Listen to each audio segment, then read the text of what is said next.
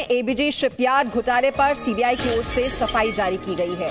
Messrs ABG shipyard 30 नवंबर 2013 को NPA हो गया था। ये सीबीआई की ओर से जानकारी दी गई है। 2005 से 2012 के बीच धोखाधड़ी की मामलों की जांच की गई है। एसबीआई ने 25 अगस्त 2020 को शिकायत की थी। ये सीबीआई की ओर से कहा गया है। 22,842 करोड़ रुपए की धोखाधड़ी का आरोप लगा है।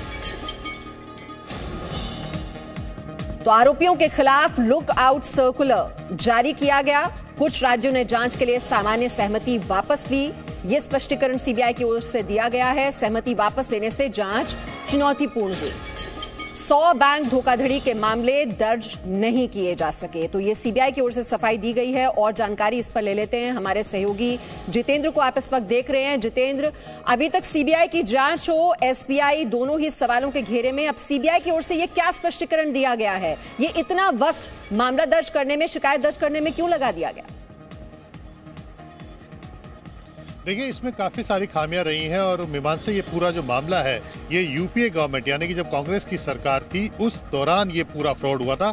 22,842 करोड़ का जो अब तक का सबसे बड़ा बैंक फ्रॉड है देश में, क्योंकि इससे पहले नीरव मोदी का 13,000 करोड़ रुपए का था और उसके बाद संदेशारा ग्रुप का उसका भी करीब 14,500 करोड़ का बैंक फ्रॉड का मामला था, जिसमें कुछ उसने भारत में फ्रॉड किया था और कुछ भारतीय बैंकों की विदेशी शाखाओं में किया था। लेकिन एबीजी शिपयार्ड का ये अब तक का सबसे बड़ा बैंक फ्रॉड है और ये सभी बैंक फ्रॉड, सबसे खास बात यह है मीमांसा कि यूपीए गवर्नमेंट के दौरान हुए थे।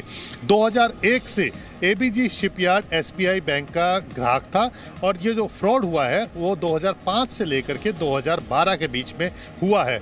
28 बैंक, जिसको लीड कर रहा था आईसीआईसी बैंक और साथ में एसबीआई की जो अलग अलग बैंक्स थे, वो सब मिलकर के उन समूहों ने ये अलग अलग तरीके से, जिसमें क्रेडिट लिमिट भी है, एलओसी भी है और जो बैंक फैसिलिटी भी है, जो क्रेडिट फैसिलिटी के अलावा जो लोन जो दिया गया था, तो अलग अलग तरीके के जो लोन थे वो एबीजी शिपयार्ड को दिए थे। 28 बैंकों का ये समूह था। लेकिन 2005 से लेकर के 2012 में जो पूरा जो काफ़ी सारा जो अमाउंट था उसको एबीजी शिपयार्ड ने अलग अलग अपनी जो विदेशों में या कहीं दूसरी जो ब्रांचेज है वहां पर इसको ट्रांसफर कर दिया गया था।